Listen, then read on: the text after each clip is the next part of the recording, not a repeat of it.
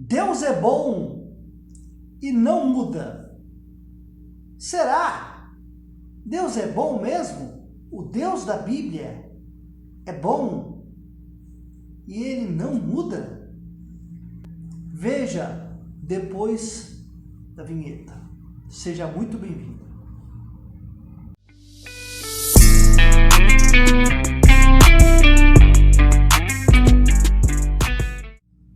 Olá pessoal, sejam todos muito bem-vindos ao canal Questione. Você que está chegando aqui agora no canal, você que não conhece, meu nome é Luiz Fernando, seja muito bem-vindo. Muito obrigado aos antigos inscritos, muito obrigado pelo seu like. Falando nisso, deixe o seu like, você que gosta do meu conteúdo, já compartilhe este vídeo. Faça que esse vídeo chegue a outras pessoas, que possa abrir a mente das pessoas. Meus queridos, hoje nós vamos falar sobre Deus é bom e ele não muda. Vamos ver dentro da palavra de Deus. O que diz, por exemplo, aqui em Malaquias capítulo 3, versículo 6. Vou até passar aqui para vocês, ó, Malaquias 3, versículo 6. Ele diz assim, ó: porque eu, o Senhor, não mudo. Por isso vós, ó filhos de Jacó, não sois consumido. É lógico que isto aqui é uma passagem dos filhos de Israel, do povo israelita, pelo qual o Deus criado pelo povo de Israel estava falando com eles ali, através do profeta Malaquias.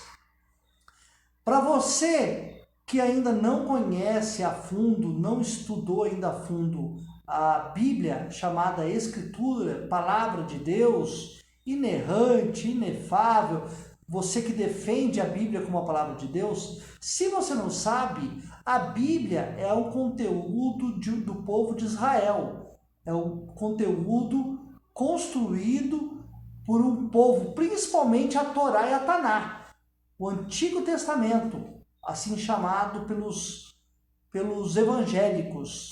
Os judeus chamam de Torá, os 5 primeiros livros da Bíblia, e Taná, profetas maiores, menores. Então, meus queridos, aqui a mensagem é o seguinte: Deus é bom. Os crentes, os evangélicos, os gracistas, eles falam que Deus é bom e que Deus não muda. Vamos ver então se isso realmente é verdade.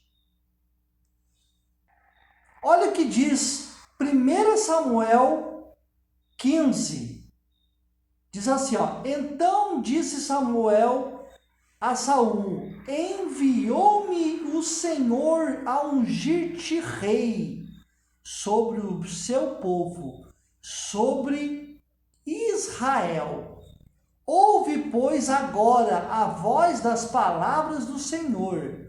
Assim diz o Senhor dos exércitos: eu me recordei do que fez Amaleque a Israel, como se lhe opôs no caminho, quando subia do Egito. Vai, pois, agora e fere Amaleque. Olha, Deus mandando ferir a Amaleque, ó, e destrói totalmente tudo que tiver, e não lhe perdoes. Ué, mas Deus não é o Deus de perdão, Deus de amor? Mas aqui ele está dizendo que não era para perdoar. Olha aqui, vai dizer agora: porém matarás desde o homem até a mulher, desde os meninos até aos de peito. O que a criança, o bebê, tem alguma coisa a ver com isso? Não são seres humanos? Não são pessoas? Não são criaturas feitas à imagem e semelhança de Deus? Por que Deus, sendo ele bom, está tão irado assim com crianças que não têm nem consciência ainda do mal que estava na terra? E por que mandou matar até crianças? Aí o evangélico vai dizer, não, porque se deixasse as crianças vivas, poderia vingar. Nossa, mas como assim? Como assim? Poderia vingar, poderia matar? Então quer dizer que tem que matar no ninho? Então se o pai é bandido, então o filho tem que morrer também. A mulher tem que morrer porque o pai é bandido.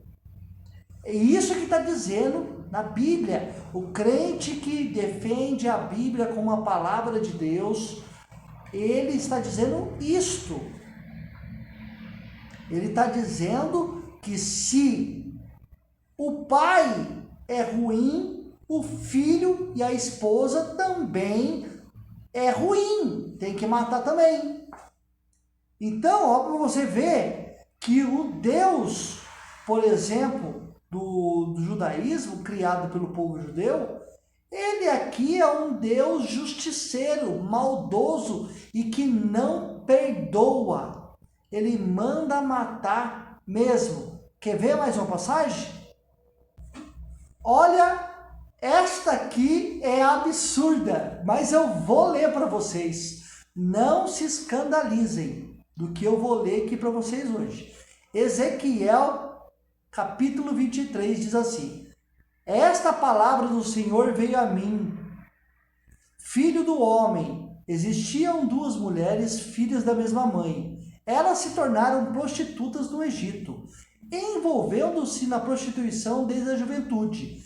Naquela terra, os seus peitos foram acariciados e os seus seios virgens foram afagados. Olha, é Bíblia, hein? A palavra de Deus. A mais velha chamava-se Olá e a sua irmã Olibá. Elas eram minhas e deram à luz filhos e filhas. Olá é Samaria e Olibá é Jerusalém. Olá envolveu-se em prostituição enquanto ainda era minha. Ela se encheu de cobiça por seus amantes, os assírios guerreiros, vestidos de vermelho, governadores e comandantes, todos eles cavaleiros jovens e elegantes. Ela se entregou como prostituta a toda a elite dos assírios e contaminou-se com todos os ídolos de cada homem por ela cobiçado. Ela não abandonou a prostituição iniciada no Egito, quando em sua juventude homens dormiram com ela, afagaram seus seios virgens e a envolveram em suas práticas dissolutas. Por isso, olha quem que entregou ela na mão dos amantes. Por isso, o Senhor, a entreguei na mão dos seus amantes, os assírios, os quais ela desejou ardentemente. Eles lhe arrancaram as roupas, deixando-a nua, levaram embora seus filhos e suas filhas e a mataram com a espada. Ela se tornou um provérbio entre as mulheres. Foi-lhe infligido castigo. Sua irmã Olibá viu isso, no entanto, e sua cobiça e prostituição, ela foi mais depravada do que a irmã Samaria. Também desejou ardentemente os assírios, governantes e comandantes, guerreiros de uniformes completos, todos eles jovens e belos cavaleiros. Vi que ela também se contaminou, ambas seguiram o mesmo caminho. Mas ela levou sua prostituição ainda mais longe. Viu homens desenhados numa parede, figuras de caldeus em vermelho. Essa parte aqui de figuras caldeus em vermelho fala sobre a Babilônia, quando ainda o povo de Israel, eles ainda não eram formado como israelitas. Eles eram um povo hebreus cananeus. O Dr. Oswaldo, da Tenda Necromante, fala sobre isso aí. Alguns especialistas falam sobre isso aí. Antes de o povo de Israel se formarem, eles eram hebreus cananeus. Foi encontrados na arqueologia alguns templos, alguns relatos na arqueologia. Foi encontrado esses tempos atrás, né, lá no Egito, provas de que o povo israelita eram cananeus. Eles falavam hebraico cananeu. Eles saíram, eles se misturaram da Babilônia. Isso é uma bagunça. Eles adoravam outros deuses e tudo mais. Mas assim, é para outro tema este assunto. Mas eu gostaria de pontuar, porque aqui conta, no contexto aqui de Ezequiel, conta isso.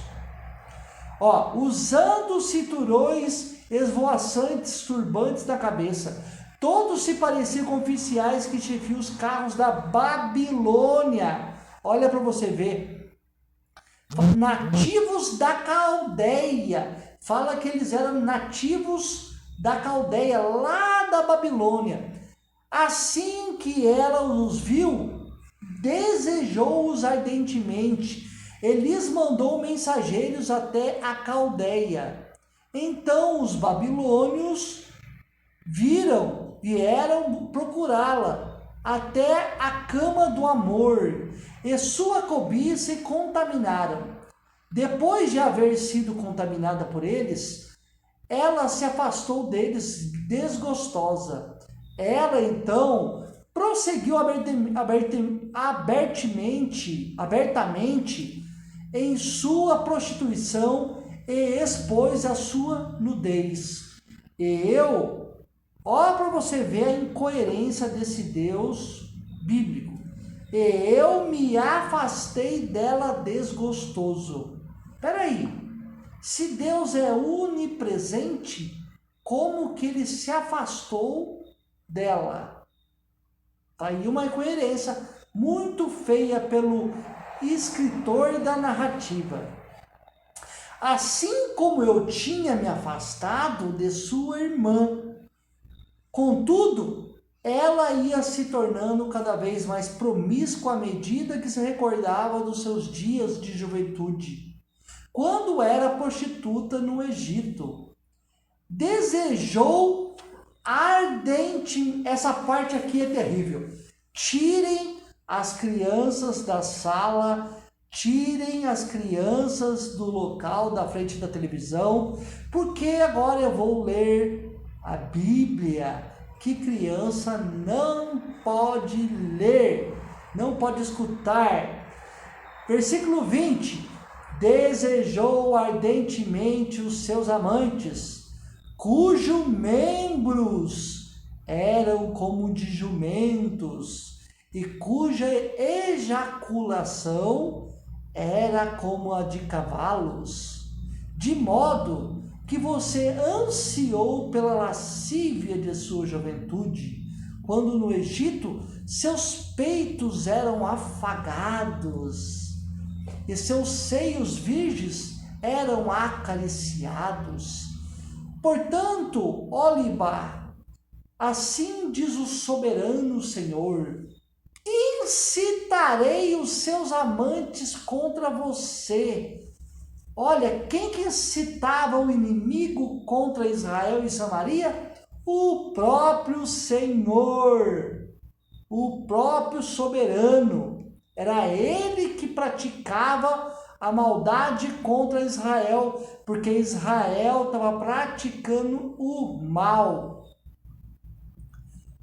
Os babilônios e todos os caldeus, os homens de Pegode, de Soa e de Coa, e com eles todos os assírios, belos rapazes, todos eles governadores e comandantes oficiais que chefiam os carros, e homens de posto elevado, todos galantes cavaleiros.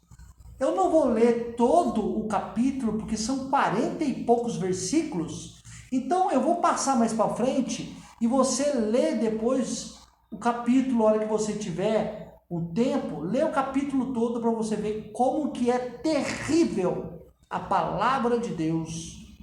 Olha para vocês verem aqui, ó. Dirigirei contra você a ira do meu ciúme. Deus é bom, meus queridos? Deus ainda continua sendo bom para você? E enfurecidos eles saberão como tratá-la. Olha para você ver. Também arrancarão as suas roupas e tomarão suas lindas joias. Assim darei um basta à lascívia e à prostituição que você começou no Egito. Você deixará de olhar com desejo para as coisas e não se lembrará mais do Egito. Pois assim diz o Senhor, estou ponto de te entregar nas mãos daqueles que você odeia, daqueles de que você se afastou desgostosa. Eles a tratarão com ódio. Deus é bom, né? Eles a tratarão com ódio e levarão embora tudo aquilo que você trabalhou. Eles a deixarão despida e nua, e a vergonha da sua prostituição será exposta, sua lascívia e sua promiscuidade. Olha para você ver quanta coisa que acontece aqui, ó. Assim diz o soberano Senhor, você beberá do seu copo, do copo da sua irmã, copo grande e fundo. Ele causará riso e zombaria de tão grande que é. Você será dominada pela embriaguez e pela tristeza, com esse seu copo de desgraça e desolação, o copo de sua irmã Samaria. Agora diz o Senhor, diz o soberano Senhor, visto que você se esqueceu de mim e me deu as costas, você vai sofrer as consequências de sua lascívia e de sua prostituição. O Senhor me disse, filho do homem, você julgará Olibá e Olibá? Então confronte-as com suas práticas repugnantes. Quer ver? Vamos lá. No mesmo dia em que sacrificavam seus filhos e seus ídolos, elas entravam em meu santuário e profanavam. Foi isso que elas fizeram na minha casa. Peraí, mas o povo de Israel e Samaria não sabia? Eles não tinham lei? As leis que foi dado no Monte Sinai, que eles não poderiam cometer esse tipo de práticas? Como assim, então, agora o povo estava cometendo, sendo que eles tinham que seguir a lei de bênçãos e a lei de maldição? Como assim? Não dá para entender um negócio desse. É muita incoerência esse Deus da Bíblia, viu? Ó, quer ver? Vamos lá.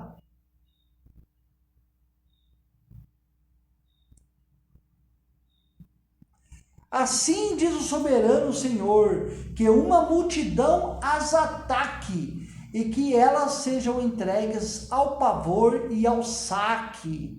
Esse é o Deus bom, que o povo evangélico fala que Deus é bom e que Deus não muda. Esse é o Deus que você segue, meu querido.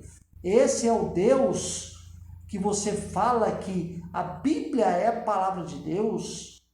Olha, 48 eu achei muito interessante, que diz assim, ó: dessa maneira darei fim à lascívia na terra, para que todas as mulheres fiquem advertidas e não imitem vocês. Peraí, mas não existe esse tipo de mulher hoje? Não existe, por exemplo, prostituição, filmes pornôs?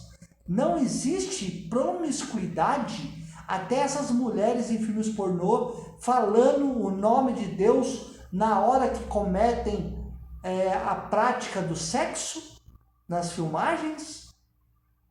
Não acontece isso, mas aqui está dizendo que dessa maneira darei fim à lascívia na terra. Ele não disse que era só do povo de Israel, ele disse que era na terra, no contexto total, que ele daria fim à lascívia na terra, para que todas, não é só um pouco não, todas as mulheres fiquem advertidas e não imitem vocês.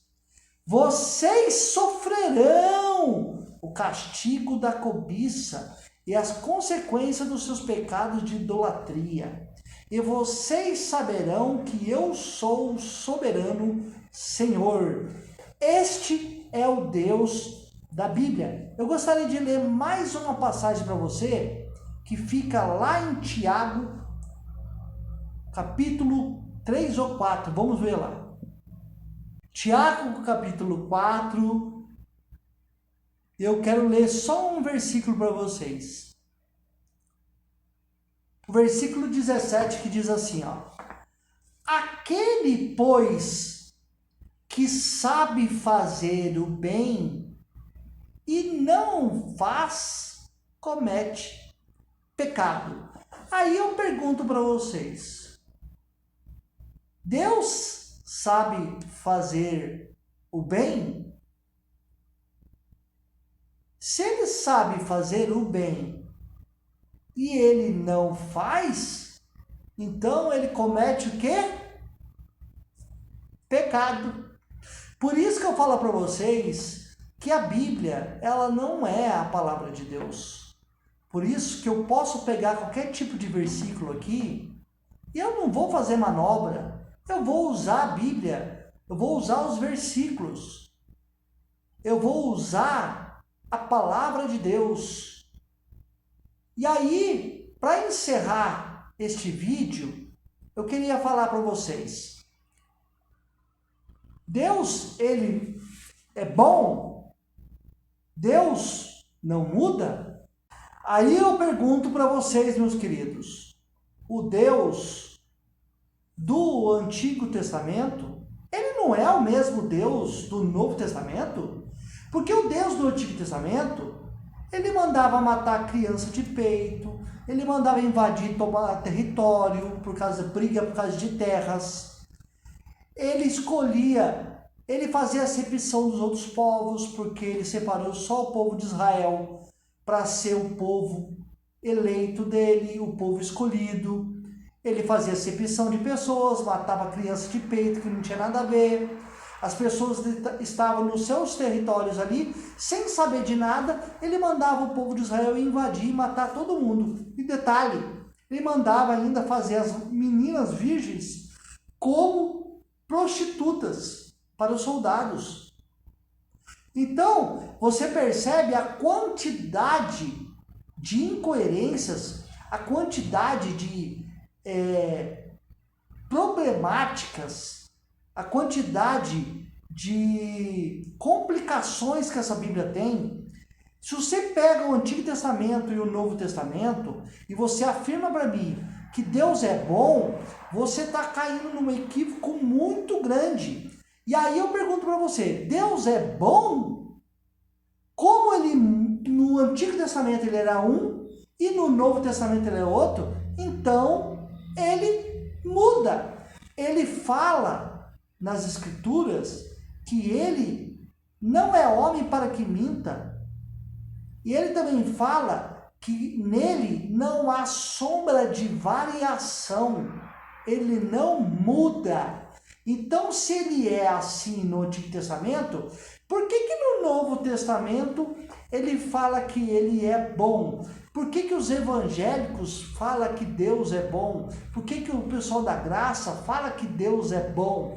Como que ele era um Deus guerreiro, matador, sanguinário, um Deus que gostava de sacrifícios e holocaustos, um Deus que fazia acepção de pessoas, e já no Novo Testamento ele é totalmente diferente. e o povo fala que Jesus aboliu a lei de Moisés e que a lei não existe mais, então Deus muda. Deus deu a lei para o povo seguir, 613 preceitos para o povo de Israel. Aí o povo evangélico vai lá, pega as leis de Israel, só cumpre algumas. Deus fala que o sábado é sagrado, o povo evangélico vem e muda o sábado, falando que ele mudou. Aí Jesus vem no Novo Testamento, altera as leis dele próprio que ele colocou. Então Deus não muda? Deus muda, com certeza. Dentro da Bíblia, ele muda várias vezes. Ele é mau, ele é bom, ele fala que ele causa o bem, ele causa o mal. Ele é bom, ele é ruim. Ele faz todas as coisas. É ele que faz. Então Deus, meus queridos, na visão da narrativa do Antigo Testamento, é um Deus sanguinário que, se não seguisse ele, receberia maldições. Se não se achegasse a ele, teria punições, aconteceria atrocidades, os filhos pagariam pelos pecados dos pais. E é essa lambança. Aí já chega no Novo Testamento, aí prega que Deus é um Deus bom, que o Deus é o Salvador das almas, é o Deus que manda o seu Filho para a cruz do Calvário, para morrer pelo pecado de toda a humanidade, e para livrar o povo de Israel da lei, da maldição da lei, assim como prega o apóstolo Paulo, né, o nosso Paulinho. Então, para você ver a quantidade de coerência que tem dentro desta Bíblia, é complicado. Ezequiel 23, dê para os seus filhos pequenos lerem, versículo 20 e 21. Eu estava conversando com meu irmão ontem na casa dos meus pais, e aí eu falei assim, a Bíblia é a palavra de Deus, meu querido? Ele falou, é sim. Eu falei, então tudo bem, então leis aqui no púlpito hoje, ó pastor. Eu quero ver você pregar isso no púlpito hoje. Se você tem coragem de pregar a palavra de Deus. Aí ele ficou olhando a minha cara, ele leu, deu risada. Que isso? Eu falei, você não é pastor, você nunca leu isso na Bíblia, meu querido? Então, para você ver que as pessoas, elas estão dentro das igrejas, as pessoas, elas estão ali, mas elas não sabem nem o que estão fazendo ali. Elas não têm nem noção do que é o livro chamado Bíblia. Elas não têm nem noção das contradições, elas não têm nem noção da bagunça que é este livro. E essa mensagem que eu gostaria de deixar para vocês, espero que vocês não tenham escandalizado tanto assim com esse vídeo. E deixa o like, se inscreva no canal e compartilhe. E até o próximo vídeo.